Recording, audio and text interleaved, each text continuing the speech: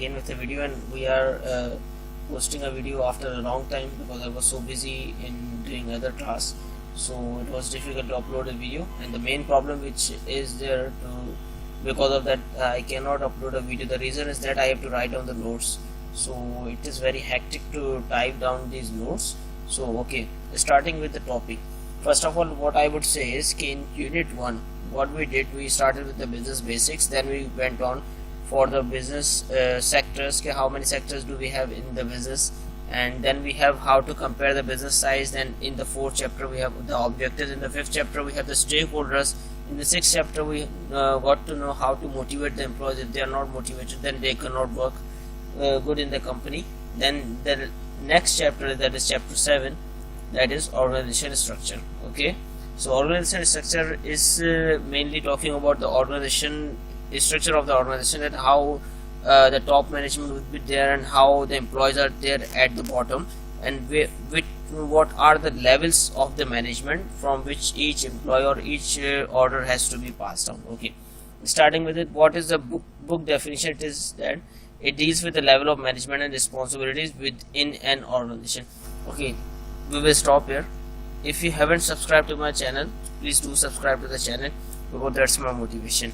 Alhamdulillah, we are about to touch 150 subscribers, and that means a lot to me. So please do subscribe and refer my channel to your friends. And if you like this video, so please do give a like, thumbs up at that. Continuing with the notes, span of control. Then we have a concept of span of control. The span of control is the number of subordinates that are working directly under a manager. As you can see the diagram is too small, but if you visit my blogspot website, then you can see the diagram. The diagram is given the CEO, who is at the top. Then we have manager, the production manager, and the marketing manager. It does not depend that there will be 2 managers. We can have more than 2 managers in the company. So if we have more than 2 managers, and obviously under each manager there will be some workers. So here we have 2 managers, and below these managers we have 2 workers, that is the foreman, fabrication worker, and the assembly worker.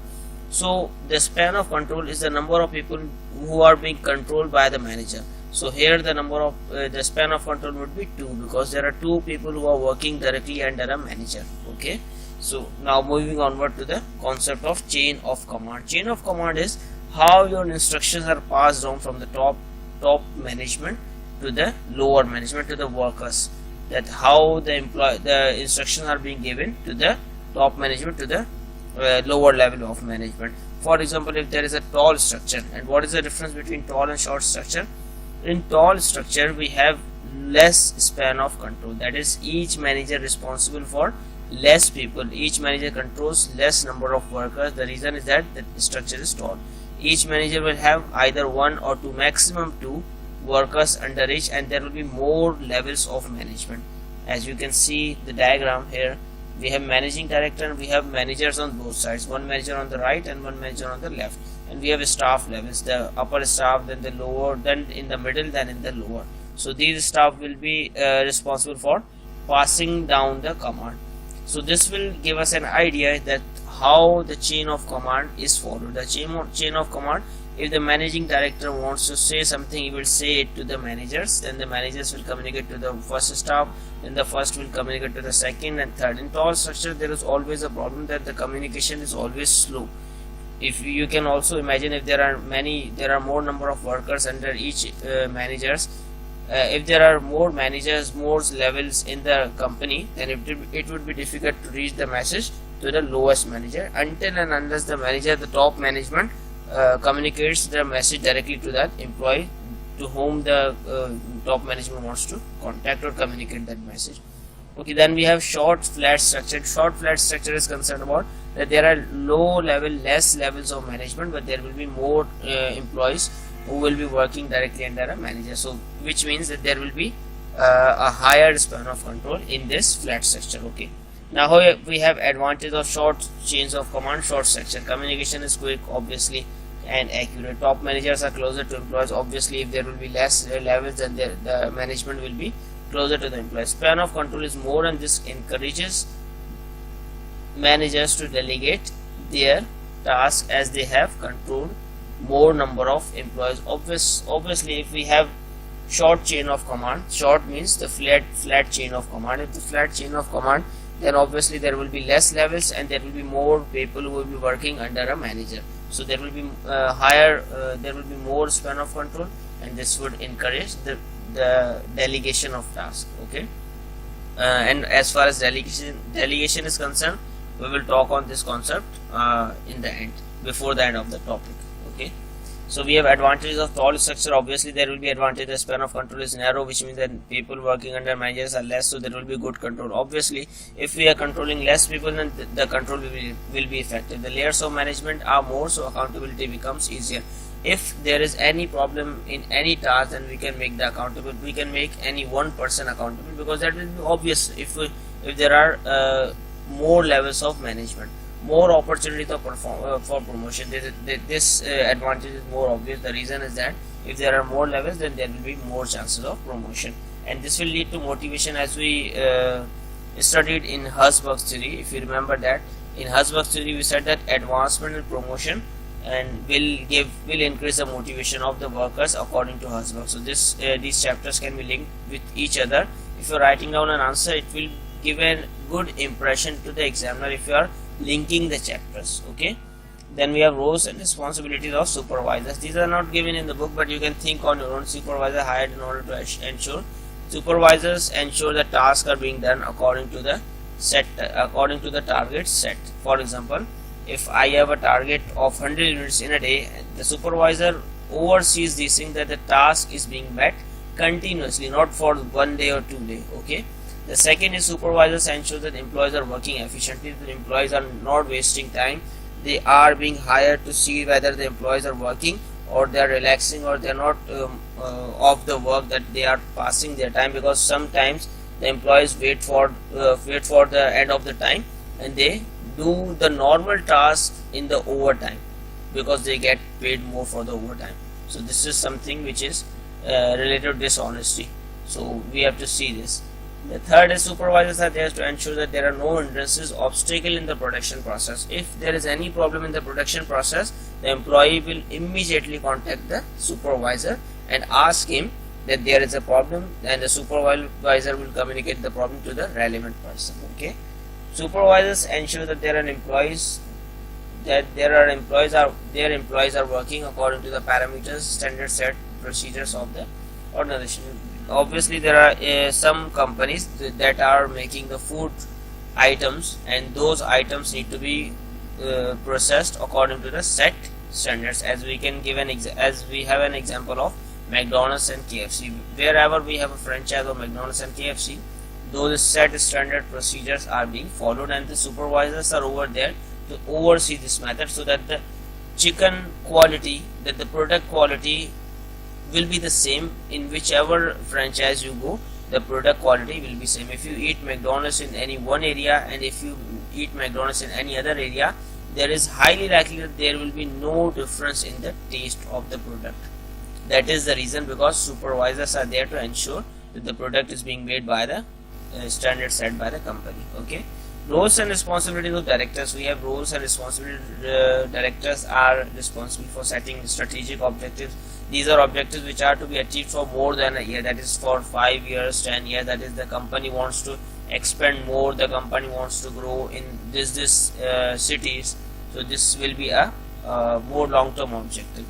Second is monitoring progress towards achieving objectives. Obviously we have some objectives. As a manager, the manager would have set the objectives. Okay. Then the directors would be ensuring that how the objectives are being achieved. Appointing senior management. Obviously directors are there to recruit the senior managers, because managers are the persons who will be contacting the directors in case of the task, because directors will be talking about any task to the managers, not to the lower level employees. So they will be appointing the senior management according to their needs and the qualifications which they require in the senior management.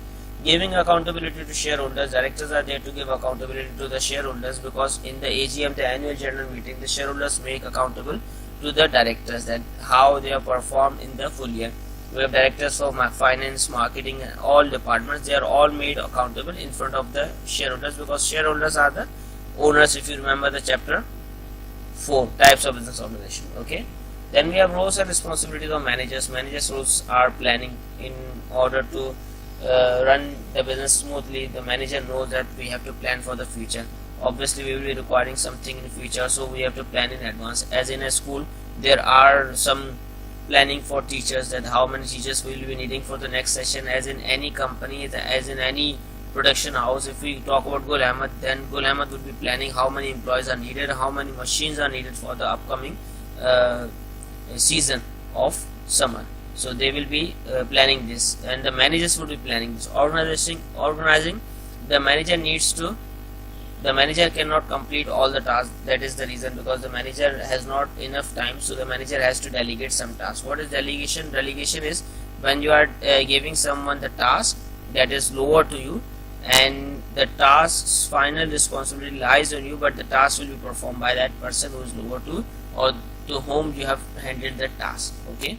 Coordinating, any department cannot work on a lone basis. That is true.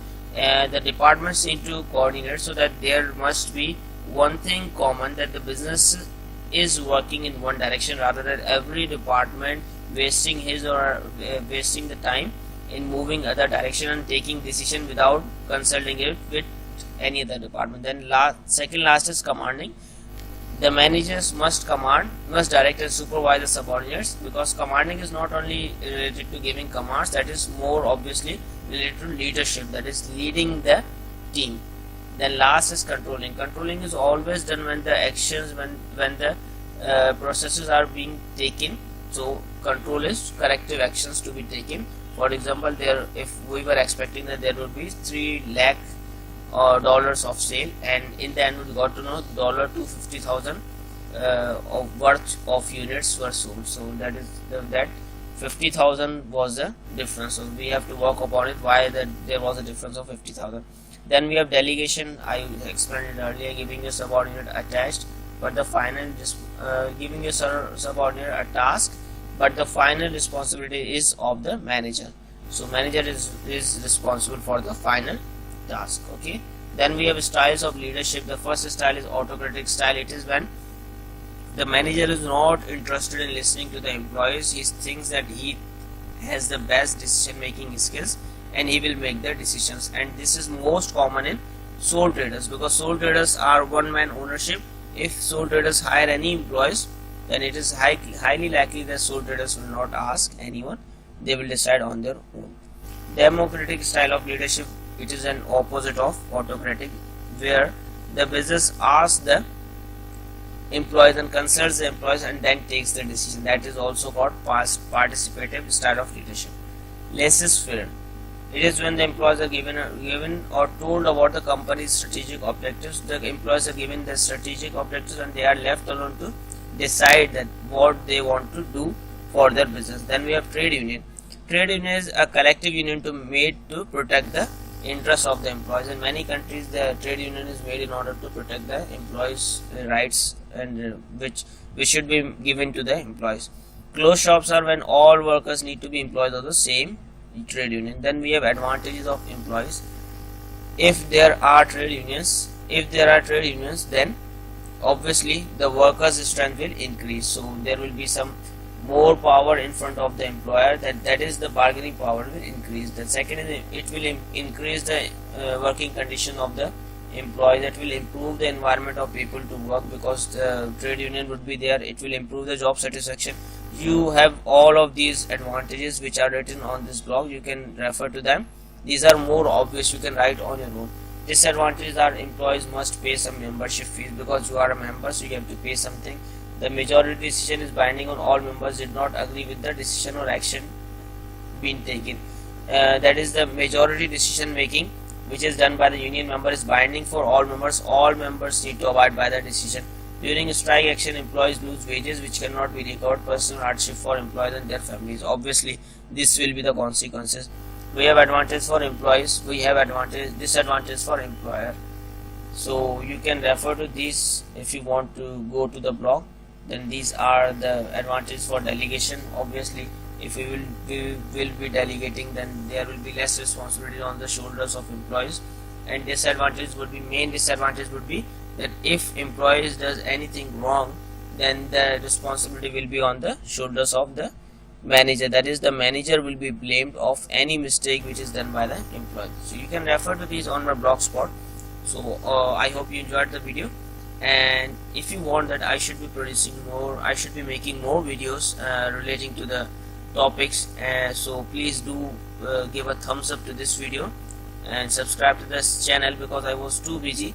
If you would give me love, if you would subscribe to the videos, if you would give me the thumbs up, then obviously I will not stop making these videos. Thank you, and Jazakallah for loving me and subscribing and supporting my channel. Allah Hafiz.